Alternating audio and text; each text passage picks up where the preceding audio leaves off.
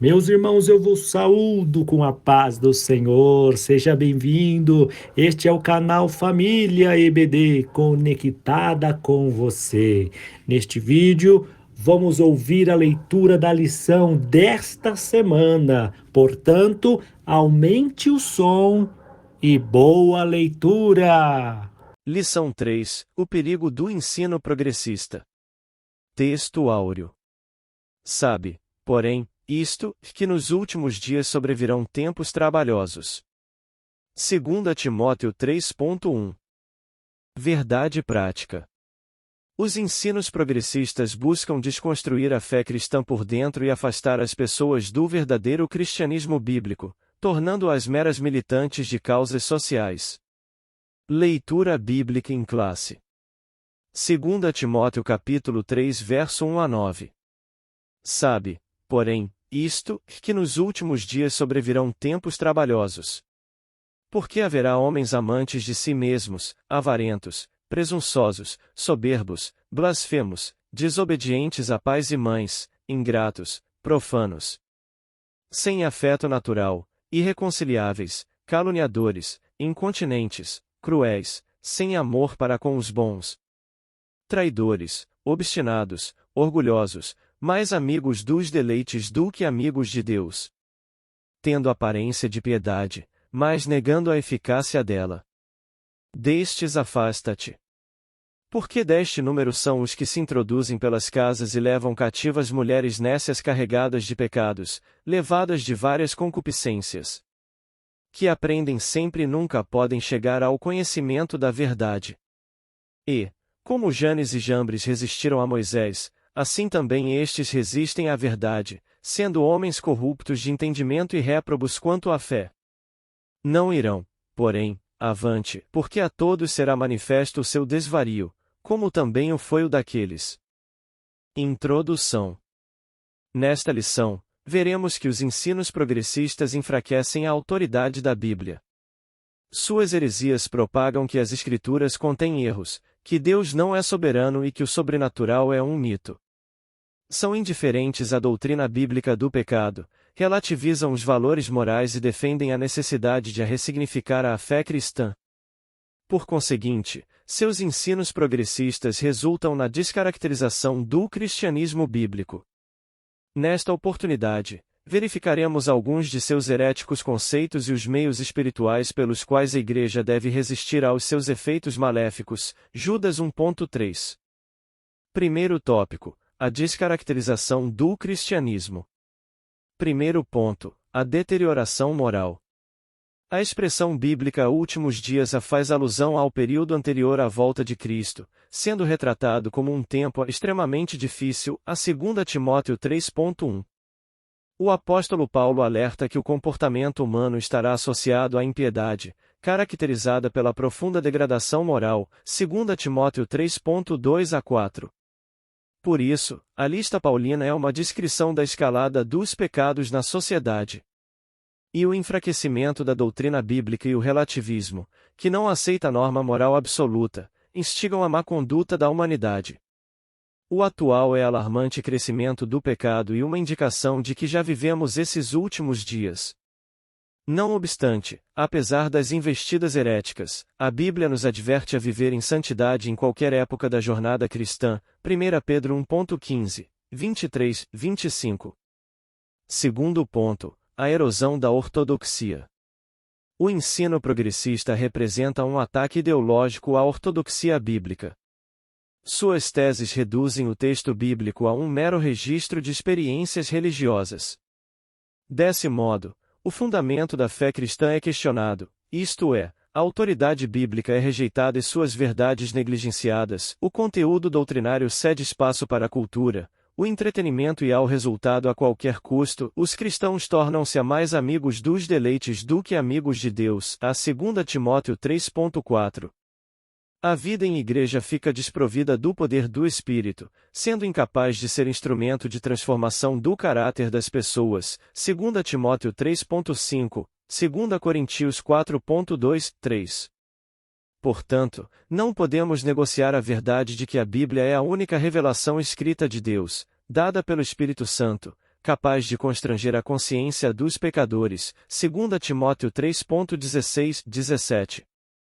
Terceiro ponto, a corrupção da fé. Com o caráter humano maculado e a corrosão da ortodoxia, promovidos pelo progressismo no ensino, o cristianismo e a fé bíblica são descaracterizados. Não por acaso, o apóstolo Paulo acrescenta às práticas dos falsos cristãos, 2 Tm 3.2, 4, a repulsiva conduta da luxúria e de várias concupiscências, 2 Tm 3.6. Os hereges cativam as pessoas por meio da sedução e do engano. Escravos que são das paixões, eles acreditam que os prazeres do corpo não podem contaminar a alma.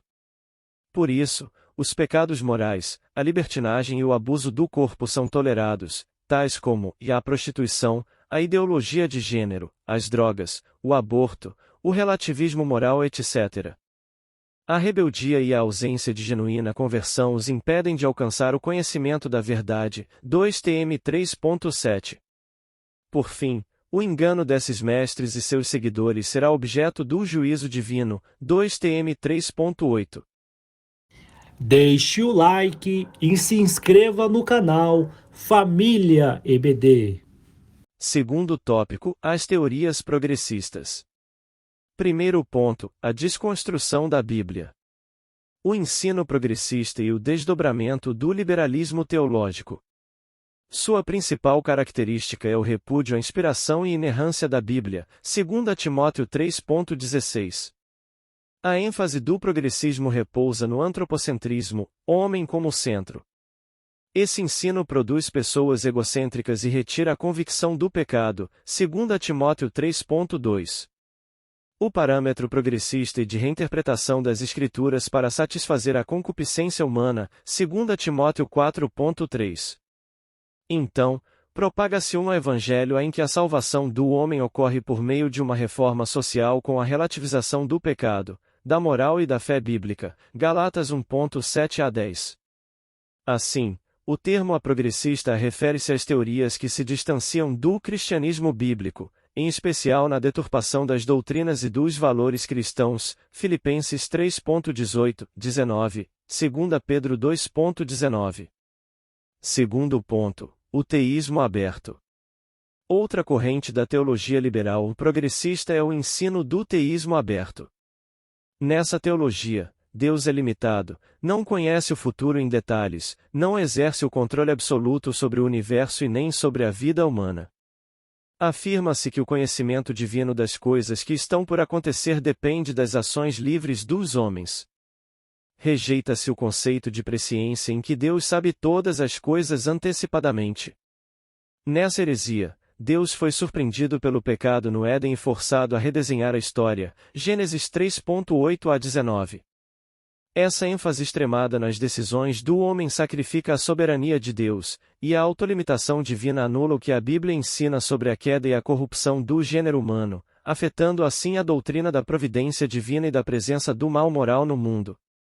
Logo, embora seus postulantes não reconheçam publicamente, a conclusão é bem lógica: se Deus não é soberano, então, não faz sentido orar a Ele. Terceiro ponto, a teologia da demitologização. Em 1958, Rudolf Bultmann propôs um programa de demitologização do texto bíblico. O mito é uma história de caráter religioso que não tem fundamento na realidade, e que se destina a transmitir um conceito de fé. Para esse teólogo alemão havia mitos na Bíblia e era preciso separá-los da verdade. Nesse pensamento, o céu e o inferno, a tentação, os demônios e a possessão demoníaca passam a ser vistos como mitológicos. Até a doutrina da concepção, do nascimento virginal e a promessa da vinda de Cristo são classificados como mitologia. Nessa teologia, a Bíblia só é crível se dela forem extirpados os milagres, os sinais e outras revelações sobrenaturais. Em oposição a esses disparates, ratificamos que a Bíblia é a verdade plena de Deus, atestada pelo Espírito Santo, sustentada pela história e confirmada por milhões de pessoas alcançadas pela fé em Cristo, 2 Pedro 1.21. Terceiro tópico, refutando o ensino progressista. Primeiro ponto, reafirmando a autoridade bíblica.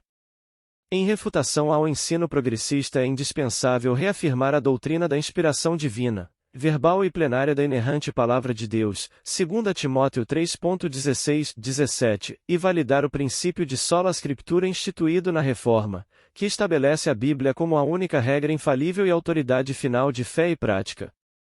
Nessa direção, Lutero advertia sobre a necessidade de distinguir entre o que foi entregue por Deus nos textos sagrados e o que foi inventado pelos homens no contexto da pesada tradição romana na Idade Média.